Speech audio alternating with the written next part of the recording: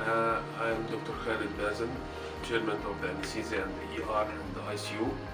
I want just to give a small point about our anesthesia and surgical service here.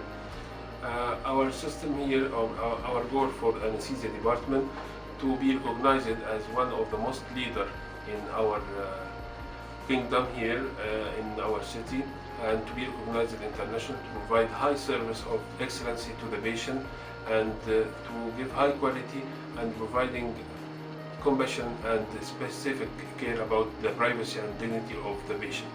Here we have 8 theaters, and actually we are working now about 6 theaters.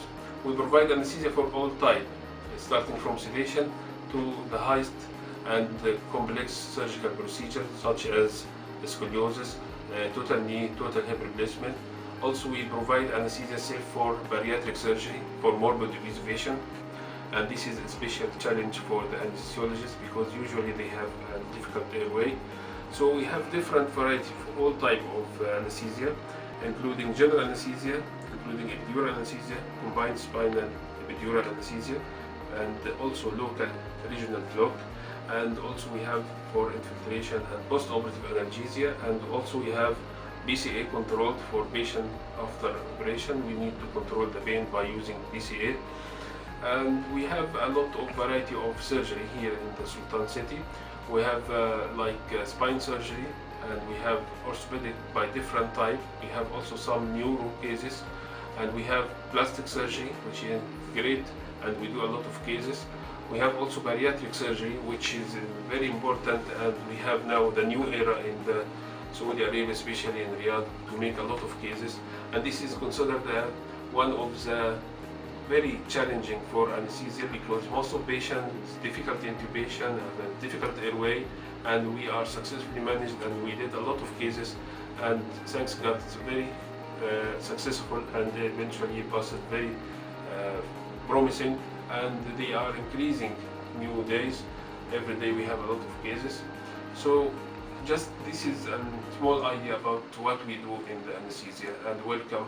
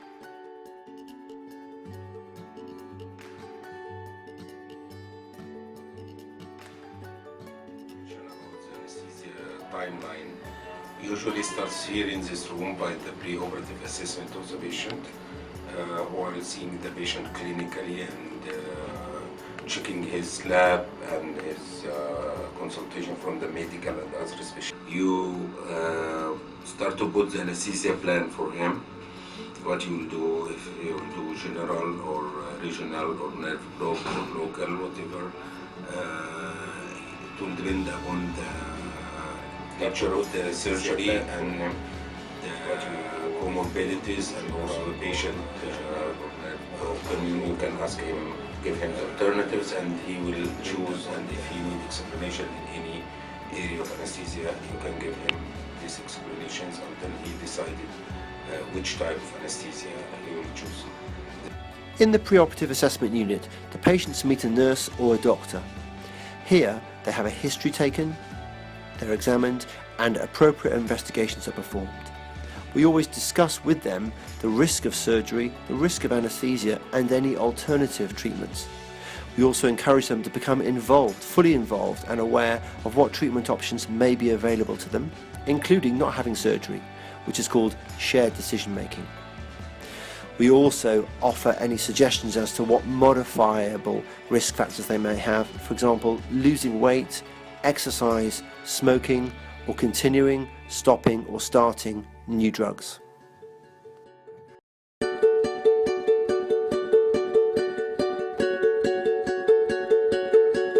Inside, in the day of the surgery, you have to recheck the patient again in the pre-holding area to make sure that everything is still on the same level,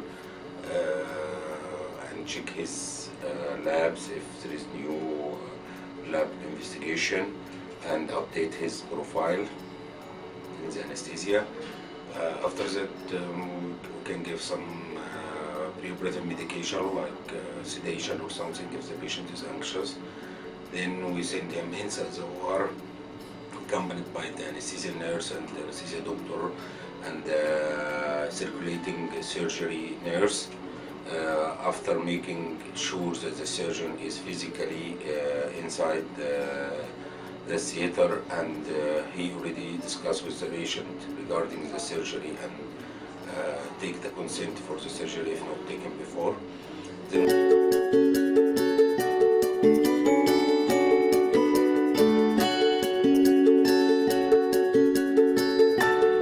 we send him inside the OR, accompanied by the anesthesia nurse and the anesthesia doctor and the circulating surgery nurse. After making sure that the surgeon is physically inside the theater and he already discussed with the patient regarding the surgery and take the consent for the surgery if not taken before. Then we start the anesthesia procedure, either general anesthesia or sedation or regional anesthesia or nerve block or whatever what we decide for the patient. Okay, so the patient has come to the day of surgery. They've arrived at the hospital and they've come to the anaesthetic room, which is what we see here. We can move to the immediate phases of anaesthesia around the time of surgery. Induction, maintenance, emergence and recovery. Induction involves going to sleep, maintenance of course staying asleep. Emergence, moving from that surgical state of sleepiness through to awakeness, and then recovery, getting back all your normal vital signs including eating and drinking, speaking, your ability to control your own airway.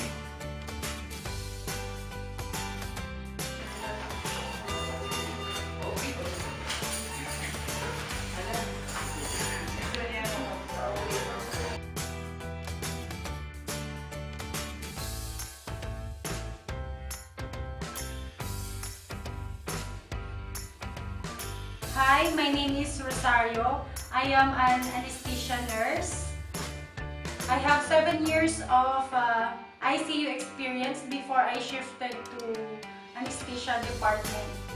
So I usually assist patients undergoing general anesthesia in procedures like bariatric cases, neurosurgical cases, plastic surgery, dental, ENT, and orthopedic cases.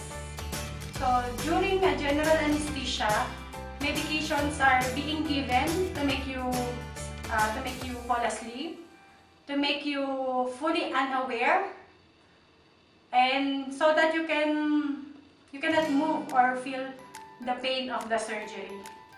So my responsibilities during general anesthesia are assisting in intubation, so preparing and giving medications, closely monitoring the patient, and assisting the anesthesiologist during extubation. With regards to my experience, one of the challenge is assisting in difficult intubation. So you should always expect the unexpected. It is a must that you prepare the medications, the emergency drugs, and that the emergency equipments are readily available. It is also a must that you should prepare for airway management.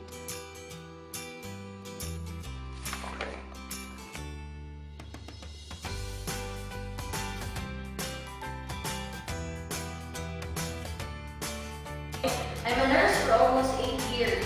As an anesthesia nurse, I've been assisting anesthesiologist for general anesthesia, and aside from general anesthesia, I also assist regional anesthesia, which includes epidural, spinal, caudal, Bayer's block, or you can combine epidural and spinal anesthesia.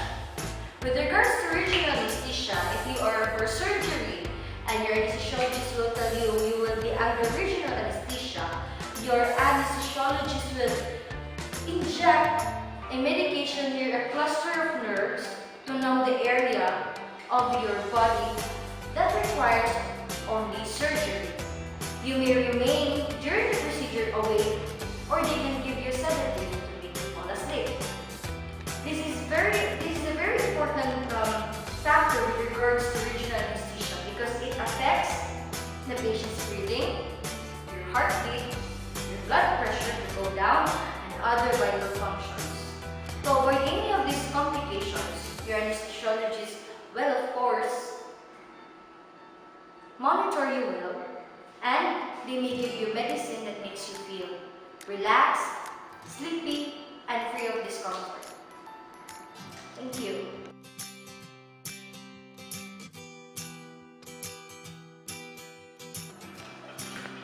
Hi, I'm Joseph, one of the anesthesia nurses here in Sultan. I've been handling patients undergoing moderate sedation for short procedures such as cystoscopy and endoscopic procedures, MRI, and lot more. To help the patient feel relaxed and calm and will be able to follow directions without any anxiety or pain, but will remember little to none of the procedure. The other type is the deep sedation, which induces the patient to sleep and preventing movement to assist the smooth and uninterrupted flow of the procedure. The medication includes combined sedatives and analgesia. And after the procedure, you will be brought to the recovery room to monitor you until you are fully awake.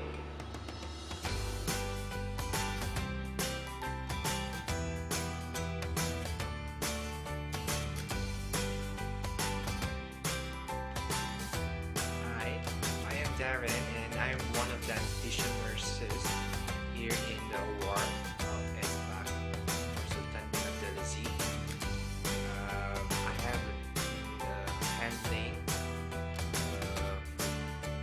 a little while with different patients undergoing procedures and requiring anesthesia.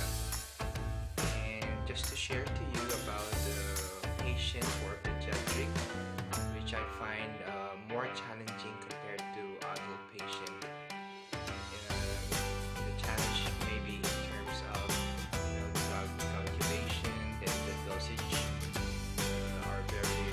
should be very meticulous in computation to avoid any overdosage or underdosage. And calculation has a different approach in terms of preparation of the equipment, tubes, and other else. And besides, the airway management is quite intricate to also consider. But anyhow, we always ensure that the perioperative anesthesia experience of these little kids or the pediatric population undergoing surgery in SBAC are rest assured memorable and should not be a bad experience for them. So as an anesthesia nurse, we are always prepared to keep patient safety at all times and always prepared with our skills and assist our anesthesiologists in terms of induction of